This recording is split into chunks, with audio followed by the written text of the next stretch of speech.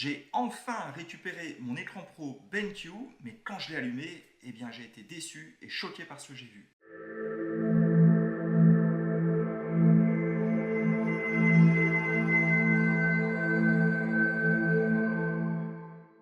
Je commence à m'installer dans mon nouveau bureau, ma petite famille m'a rejoint ici dans le Luberon en Provence, et je vous avoue que mon écran BenQ, eh bien, il m'a beaucoup manqué. Mais la joie a été de courte durée puisque quand je l'ai allumé, eh bien, je n'en ai pas cru mes yeux. Je savais qu'il aurait fallu un recalibrage de l'écran, mais à ce point-là, eh bien, je n'y croyais pas. Vous voyez, à mes débuts, eh bien, j'avais déjà recalibré un de mes écrans, hein, c'était il y a un moment déjà.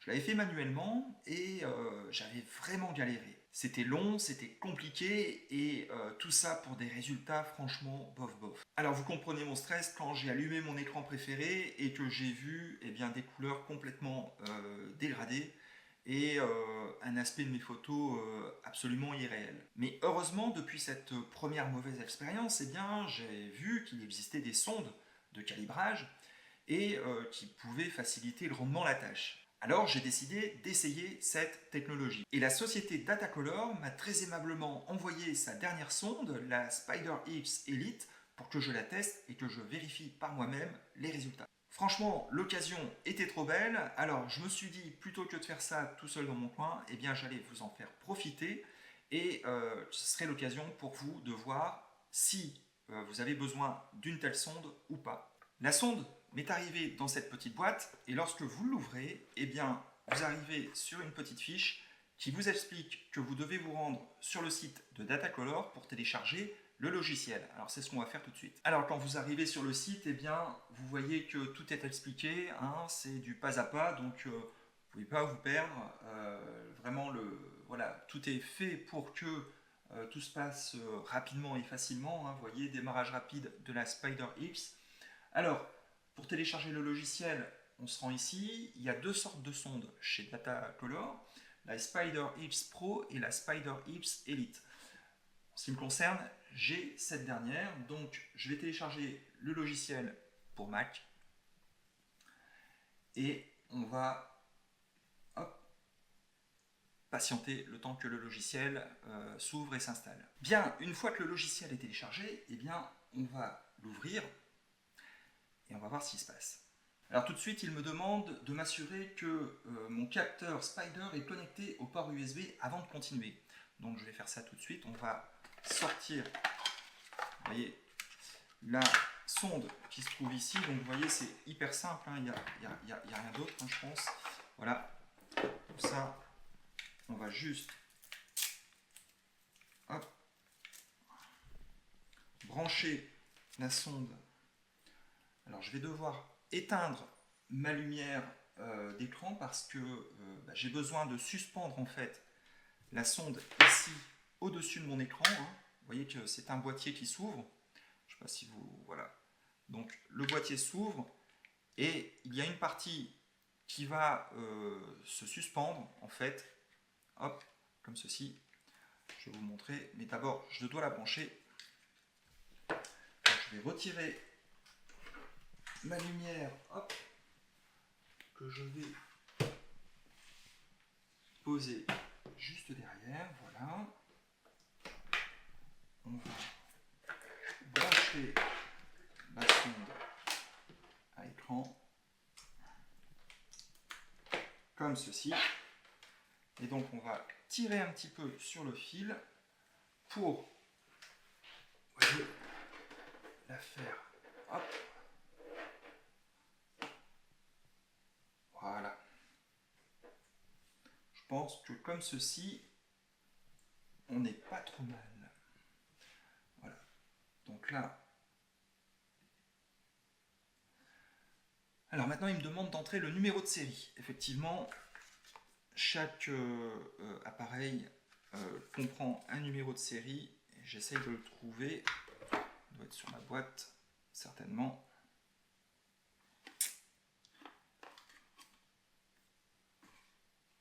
Ah, voilà, il est au fond de la boîte. Alors, comment souhaitez-vous activer Spider Elite? Eh bien, moi, je choisis activation via Internet, ce qui est suggéré.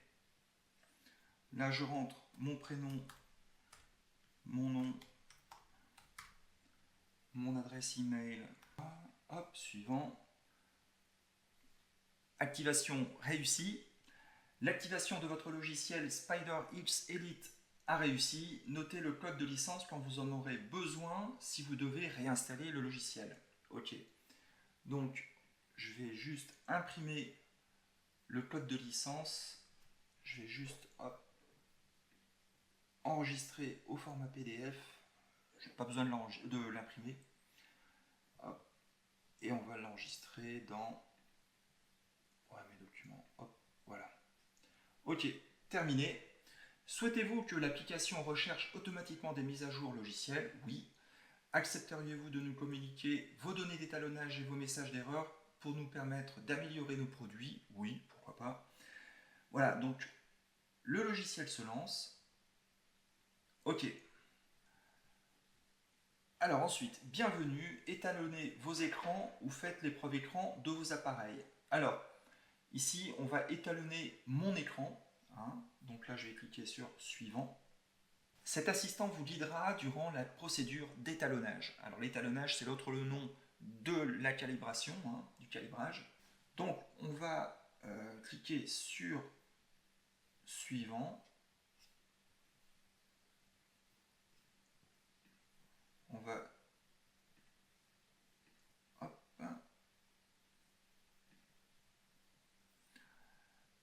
non étalonné. Alors là, il reconnaît tout de suite mon écran, le BenQ SW271. J'avais déjà fait une vidéo d'ailleurs sur cet écran. Je vous invite à la revoir si vous êtes intéressé pour un écran de qualité professionnelle pour photographe. Voilà. Donc ici, le type d'écran que j'étalonne, eh bien, c'est un écran de bureau. Sélectionnez le fabricant BenQ, le modèle SW271. Suivant. Indiquez les contrôles proposés par votre écran de bureau, luminosité, et je vais rajouter pré-réglage Kelvin, donc la température de l'écran. Veuillez sélectionner le rétroéclairage, donc d'aile étendue. Voilà, je clique sur suivant. Là, je choisis l'assistant pas à pas, c'est plutôt facile, je n'ai qu'à me guider.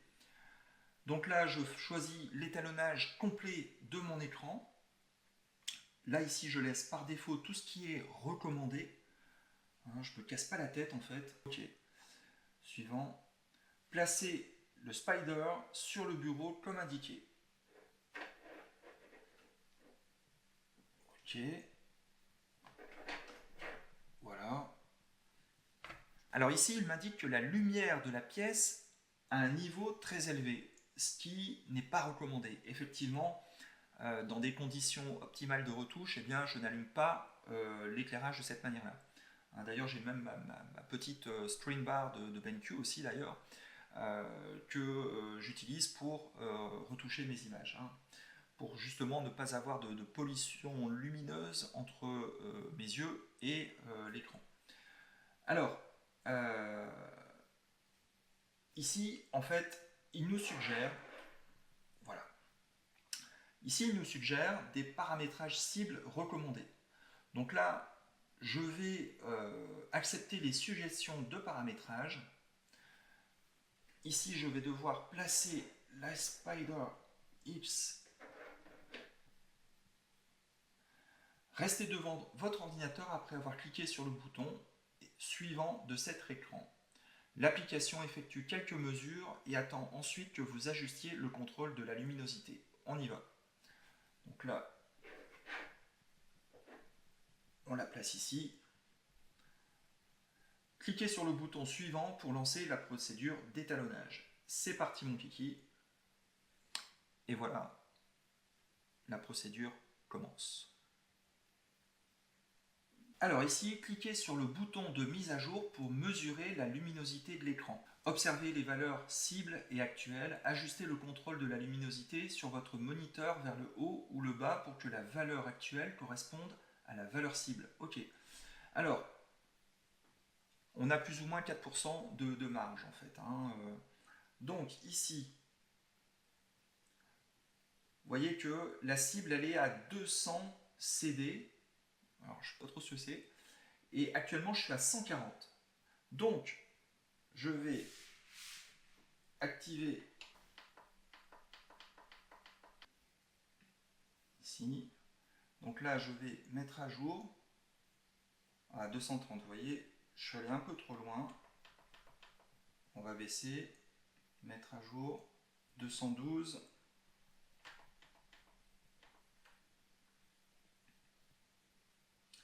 200 tout pile. Ok, on peut continuer.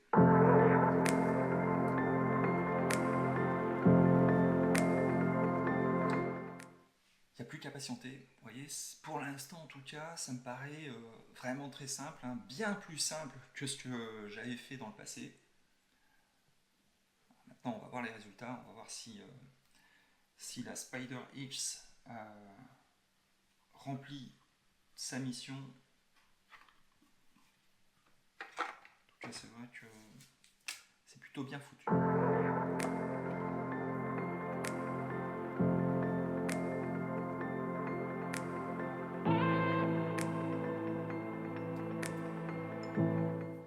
Mesure terminée.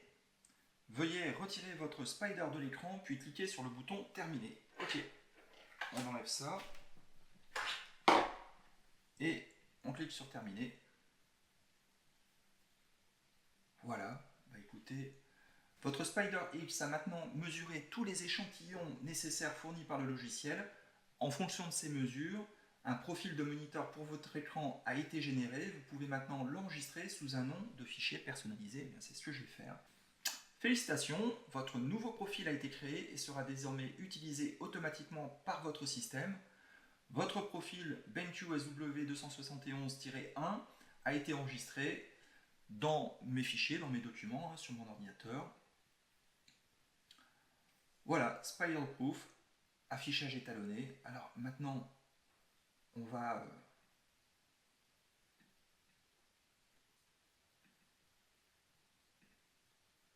Ah ouais, ok, alors, vous voyez, ça c'est très intéressant. On a ici une fenêtre qui s'affiche avec l'aperçu avant, après.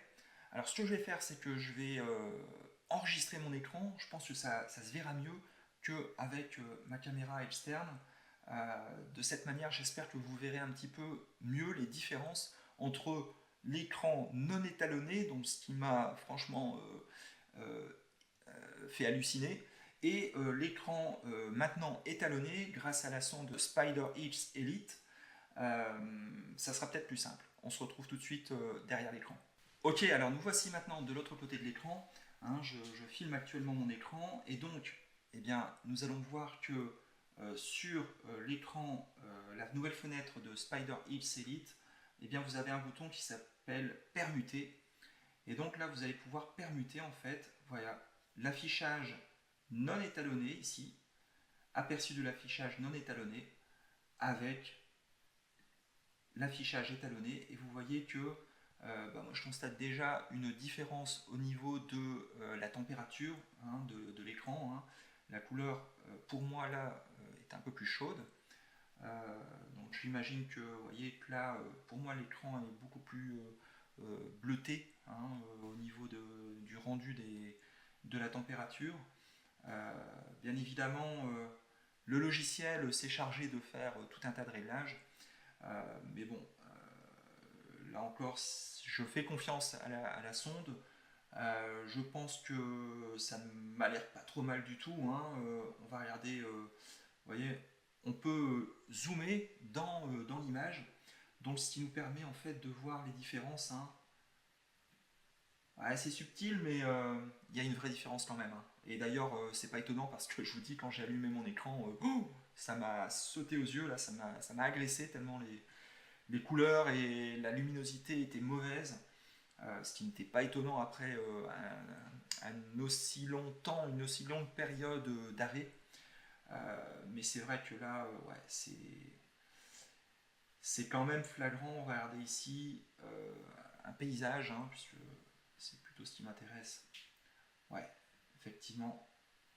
Pour moi, c'est nettement mieux.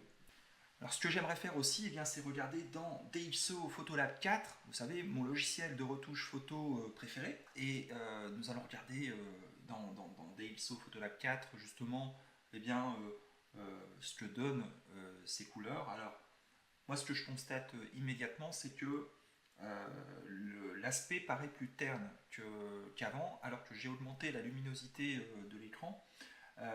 Mais je comprends en fait pourquoi le logiciel m'a recalibré mon écran de cette manière-là et que les couleurs m'apparaissent un peu plus ternes qu'avant. C'est tout simplement parce que, d'une manière générale, nos écrans sont très lumineux et voire trop lumineux.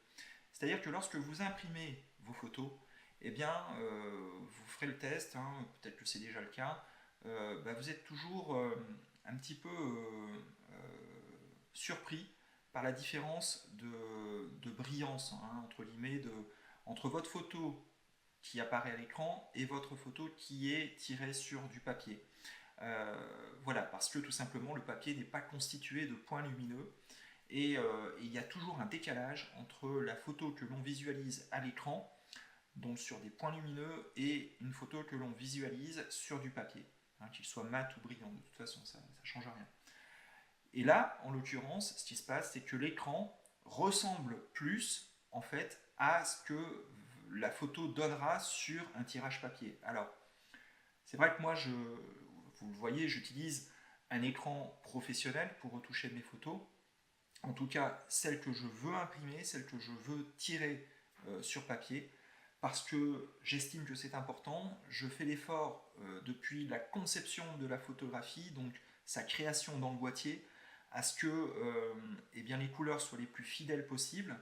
Je fais en sorte que la gestion des couleurs soit respectée de la création de la photographie à la matérialisation de celle-ci, hein, sur papier.